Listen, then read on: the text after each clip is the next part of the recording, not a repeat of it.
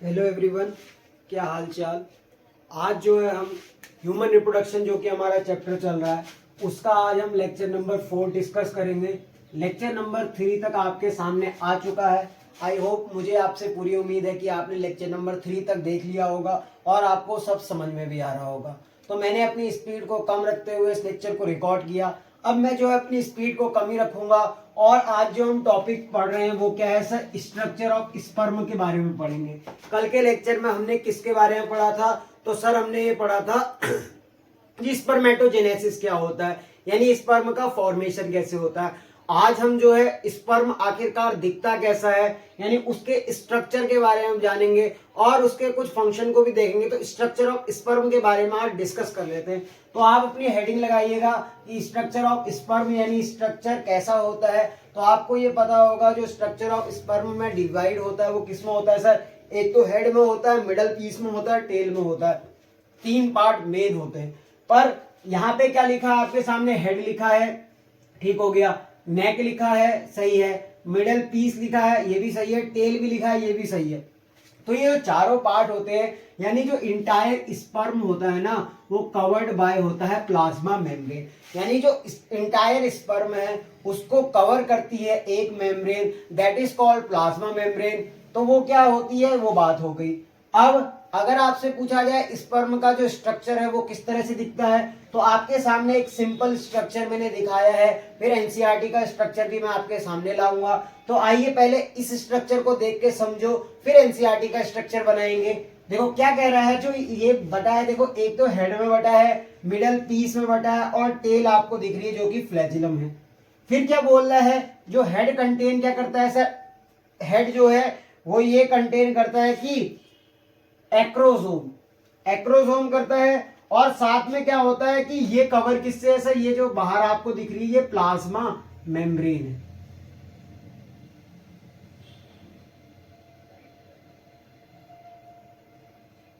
ठीक हो गया। ये प्लाज्मा मेम्ब्रेन है जिससे स्पर्म पूरी तरीके से सराउंड है। हेड वाले पार्ट में आपको एक्रोसोम दिख रहा है। नेक वाले पार्ट में आपको एक तो प्रॉक्सिमल सेंट्रियोल दिख रहा है और साथ में आपको डिस्टल सेंट्रियोल दिख रहा है। डिस्टल मतलब होता है दूर। फिर आपको क्या दिख रहा है सर? मिडिल पीस में आपको, मिडिल पीस में डिस्टल सेंट्रियोल से जाता हुआ एक एक्सियल फिलामेंट दिख रहा है जो टेल तक कंटिन्यू कर रहा है। और टेल क्या है? एक टाइप ऑफ फ्लैजिला है। ठीक है, अब पढ़ लेते हैं हमने लिखा क्या है। इस स्लाइड में ही आपको सब कुछ पता चल जाएगा। तो आपको लिखा है यहाँ पे देखिए, हेड कंटेन करता है एक्रोसोम। एक्रोसोम क्या होता है ना, इसके पास होते हैं लाइटिक एंजाइम जिसको स्पर्म लाइसिन भी कहते हैं। यानी एक्रोसोम क्या करता है ना, इसमें लाइटिक एंजाइम भरे होते हैं या स्पर्म लाइसिन होती है जो कि ब्रेक करती है वॉल ऑफ ओवम। जो जोना पेलुसिडा, कोरोना रेडिएटा आपने सुनी होंगी, उनको ब्रेक करने का काम कौन करता है सर? एक्रोसोम, जिसमें लाइटिक एंजाइम होते हैं। वो अपने एंजाइम एक्शन के द्वारा क्या करते हैं सर? ओवम की लेयर को पेनिट्रेट करते हैं या तोड़ने का काम करते हैं। और so that sperm can get inside and fertilization can take place. जिसकी सहायता से क्या होता है, अगर वो ओवम की वॉल को ब्रेक करने में सक्षम होता है तो क्या होता है कि स्पर्म जाता है, कैन गो इनसाइड, यानी अंदर जाता है और फर्टिलाइजेशन कर पाने में सक्षम हो पाता है। फिर क्या कह रहा है? Head also contain haploid nucleus, यानी कि उसके पास, आपको ये पता है कि जब जाइगोट बनता है तो उसकी प्लॉइडी होती है 2n। तो ये कैसे बनता है? जब स्पर्म और ओवम का संलयन होता है जिसको फर्टिलाइजेशन कहते हैं। उसमें क्या होता है कि एक तो स्पर्म के पास न्यूक्लियस होता है जो कि हैप्लॉइड न्यूक्लियस होता है और ओवम के पास भी हैप्लॉइड न्यूक्लियस होता है। जब n+n मिलते हैं आपस में तो 2n का फॉर्मेशन होता है जो कि डिप्लॉइड होता है और जाइगोट का फॉर्मेशन होता है। तो हेड क्या करता है? साथ में अपने संग रखता है सर हैप्लॉइड न्यूक्लियस को। ये भी बात समझ में आ गई। अब बात कर लेते हैं इसके नेक वाले पार्ट में कि नेक वाले पार्ट यानी गर्दन वाला पार्ट जो होता है उसमें क्या होता है। तो नेक कंटेन करता है सर प्रॉक्सिमल सेंट्रियोल और डिस्टल सेंट्रियोल, जिसको रोमन अंकों में मैंने लिखा है 1 और 2 करके। तो प्रॉक्सिमल सेंट्रियोल और डिस्टल सेंट्रियोल के बारे में समझ लेते हैं। प्रॉक्सिमल सेंट्रियोल क्या होता है? Goes into ovum during fertilization, यानी जो ये प्रॉक्सिमल सेंट्रियोल होता है ये ओवम में जाता है during fertilization and is required during first cleavage division. ऐसा होता है ना ये अभी आपको ये पल्ले नहीं पड़ेगा, क्योंकि क्या होता है जो मदर में या जो क्या कहते हैं लड़की होती है उसमें क्या होता है ना सर, क्लीवेज आके रुक जाता है, यानी स्पिंडल का फॉर्मेशन नहीं हो पाता, स्पिंडल फाइबर नहीं बनते हैं, वो अपनी मेटा मतलब वो अरेस्ट हो जाती है सर, वो क्या कहते हैं वो जो सेल साइकिल होती है ना वो रुक जाती है एक स्टेज में आके, उसके बारे में भी डिस्कस करेंगे। तो उसमें जो सेंट्रियोल ले जाने का काम करता है ना सर, वो स्पर्म ले जाता है, एक सेंट्रियोल उसमें पहले से मौजूद होता है और दूसरा सेंट्रियोल क्या करता है, मेटाफेज 2 है शायद, आप चेक कर लेना, नेट में सर्च मार लेना कि शायद मेटाफेज 2 है, अभी मुझे याद नहीं आ रहा। तो क्या होता है ना, उस समय क्या होता है कि सेंट्रियोल जब स्पिंडल फाइबर बनाता है तो एक सेंट्रियोल उसमें मिसिंग होता है, तो स्पर्म से प्रॉक्सिमल सेंट्रियोल जाता है, जिससे क्या होता है ना फर्स्ट क्लीवेज डिवीजन कंप्लीट हो पाती है। फिर क्या होता है ना, डिस्टल सेंट्रियोल होता है। अब डिस्टल सेंट्रियोल मतलब दूर होता है, ये क्या करता है, फ्रॉम एक्सियल फिलामेंट। अब ये जो अरेंजमेंट है ये आप कहां पढ़ेंगे, तो sir cell the unit of life में पढ़ेंगे। तो इसमें क्या होता है, 9+2 अरेंजमेंट ऑफ माइक्रोट्यूब्यूल्स होता है। दीज क्या करता है, एक्सियल फिलामेंट प्रेजेंट होता है in the tail, provide motility of sperm. यानी ये डिस्टल फिलामेंट क्या करता है, एक्सियल फिलामेंट बनाता है। ये देखो आपको दिख रहा है डिस्टल सेंट्रियोल क्या कर रहा है सर, ये एक्सियल फिलामेंट को बना रहा है, और ये एक्सियल फिलामेंट नेक से होते हुए कंटिन्यू करता है टेल तक, और ये प्रोवाइड क्या करता है सर, मोटिलिटी। यानी स्पर्म को मोटाइल बनाने का काम कौन करता है, सो बात करेंगे एक्सियल फिलामेंट। और इसका अरेंजमेंट कैसा होता है, तो सर 9+2 का अरेंजमेंट होता है माइक्रोट्यूब्यूल का। फिर जो कह रहा है आपसे मिडल पीस, कह रहा है मिडल पीस क्या करता है, कंटेन करता है माइटोकॉन्ड्रियल स्पाइरल।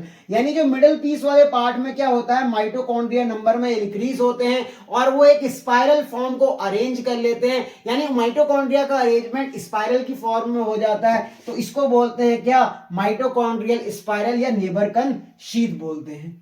तो आइए मिडिल पीस के बारे में पढ़ लेते हैं। ये कंटेन करता है माइटोकॉन्ड्रियल स्पाइरल।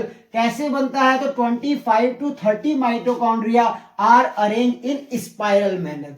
यानी जो माइटोकॉन्ड्रिया होता है ना वो अरेंज हो जाते हैं सर कैसी फॉर्म में, स्पाइरल की फॉर्म में। माइटोकॉन्ड्रिया फॉर्म एटीपी, यानी आपको पता है माइटोकॉन्ड्रिया क्या होता है सर, एटीपी को बनाता है, यानी एनर्जी प्रोवाइड करता है। तो mitochondria power house of the cell भी होता है। तो माइटोकॉन्ड्रिया फॉर्म करता है ATP energy. This energy required is provide motility of the sperm. यानी कि उसमें क्या होता है ना, माइटोकॉन्ड्रिया क्या प्रोवाइड करता है, मोटिलिटी, यानी पावर देता है जिससे कि स्पर्म आगे क्या कर सके सर, मूव कर सके या चल सके।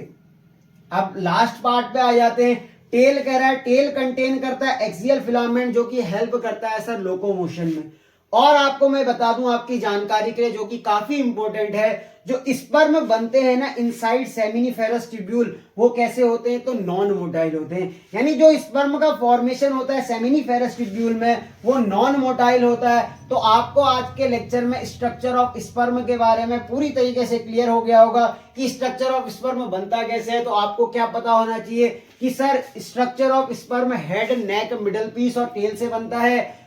जो बात कर रहा है हेड क्या कंटेन करता है, एक्रोसोम, जिसमें क्या होते हैं लाइटिक एंजाइम जिसको स्पर्मलाइसिन कहते हैं, वो ब्रेक करते हैं wall of the ovum so the sperm can get inside and fertilisation take place.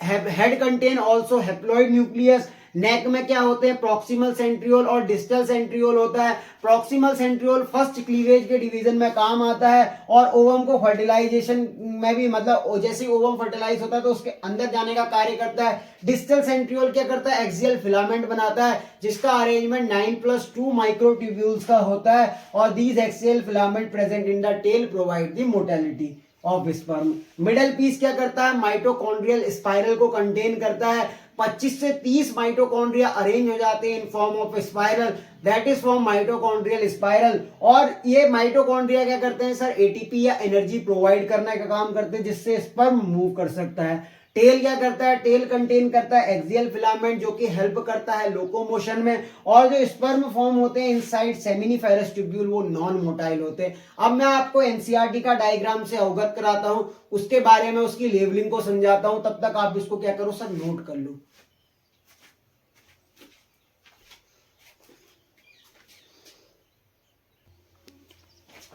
अब आपके सामने आ चुका है फिगर जो कि एनसीईआरटी का डायग्राम है। आपसे ये पूछा जाए ये डायग्राम किसका है, तो सर ये एनसीईआरटी का डायग्राम है। तो मैंने आपसे कहा था मैं आपको एनसीईआरटी के डायग्राम जितना हो सके उतना समझाऊंगा और उसके डायग्राम में अपने हाथ से बनाता हूँ, तो कुछ गड़बड़ तो हो सकती है, मतलब एग्जैक्ट तो सेम नहीं बना सकता, क्योंकि अगर मेरे पास कोई तरीका होता तो मैं यहाँ पे जो है एनसीईआरटी का डायग्राम लगा देता। हाँ, मेरे पास एक तरीका है, मैं जो है ऐप की मदद से एडिटिंग करके आपके सामने यहाँ पे जो है एक स्ट्रक्चर ले आऊंगा जो कि एनसीईआरटी का होगा, और ये स्ट्रक्चर भी सेम टू सेम एनसीईआरटी का है, मैंने एनसीईआरटी से ही देख के बनाया है। अगर आपको फिर भी दिक्कत लगती है कि नहीं ये एनसीईआरटी का डायग्राम नहीं है, तो प्रूफ मैं आपको दे देता हूँ, ये एनसीईआरटी का ही डायग्राम है। तो सेम एनसीईआरटी का डायग्राम है, जैसा मैंने आपको बताया वो सब इस डायग्राम में एक्सप्लेन है, वेली एक्सप्लेन है, अच्छे से देखना। तो सबसे पहले आपसे क्या बोला था कि मैंने ये बताया था कि एंटायर स्पर्म यानी हेड वाला पार्ट, नेक वाला पार्ट, मिडल पीस और जो टेल होता है सर वो एक मेम्ब्रेन से कवर्ड होता है, जिसको बोलते हैं क्या हम सर, प्लाज्मा मेम्ब्रेन। तो प्लाज्मा मेम्ब्रेन आपको दिखाई देगी।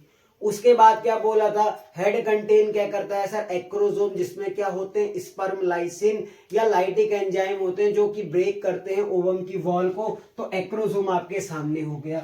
फिर क्या बताया था कि हेड में क्या कंटेन करता है, न्यूक्लियस। तो यहाँ पे लिखा है न्यूक्लियस कंटेनिंग क्रोमोसोमल मटेरियल। फिर आपको ये हेड का स्ट्रक्चर दिख रहा है। फिर क्या बोल रहा है सर, ये नेक दिखा आपको, मिडल पीस में क्या दिखा, माइटोकॉन्ड्रिया जो है ये 25 से 30 मैंने गिनती से तो नहीं बनाए हैं, पर आपके सामने माइटोकॉन्ड्रिया एक स्पाइरल की फॉर्म में अरेंज है, जिसको बोलते हैं माइटोकॉन्ड्रियल स्पाइरल।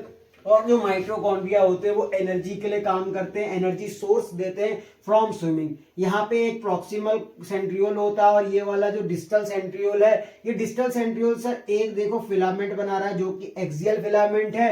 ये नेक वाले पार्ट से चलते हुए सर टेल वाले पार्ट तक जाता है और क्या करता है, ये मोटिलिटी प्रोवाइड करता है। तो आपको एनसीईआरटी का डायग्राम बिल्कुल क्लियर होगा, साथ में आपको एनसीईआरटी का डायग्राम यहाँ भी दिख रहा होगा। वही चीजें इसमें भी है कि सर क्या, हेड वाला पार्ट है प्लाज्मा मेम्ब्रेन से ढका हुआ है पूरा पार्ट, न्यूक्लियस कंटेन करता है क्रोमोसोमल मटेरियल, और क्या करता है, प्रॉक्सिमल सेंट्रियोल, डिस्टल सेंट्रियोल होता है। मिडल पीस में क्या होता है सर, मिडल पीस में हमारा होता है माइटोकॉन्ड्रियल स्पाइरल, और ये एनर्जी प्रोवाइड करता है। और जो एक्सियल फिलामेंट होता है वो टेल वाले पार्ट तक जाता है जो कि मोटिलिटी प्रोवाइड करने का काम करता है। अगर आपसे पूछा जाए माइक्रोट्यूब्यूल्स का अरेंजमेंट इसमें कैसा होता है, तो 9+2 का अरेंजमेंट होता है। तो आज के लेक्चर में हम स्ट्रक्चर ऑफ स्पर्म तक ही पढ़ेंगे। आपको नेक्स्ट लेक्चर में जो है मैं स्पर्म का मूवमेंट पढ़ाऊंगा, यानी क्या पढ़ाऊंगा कि स्पर्म कैसे मूव करता है आगे, और आपको एपिडिडाइमिस, कॉर्पस क्या कहते हैं, कॉर्पस एपिडिडाइमिस, इनके बारे में, यानी एपिडिडाइमिस के पार्ट और एपिडिडाइमिस के बारे में फुल्ली एक्सप्लेन करूंगा।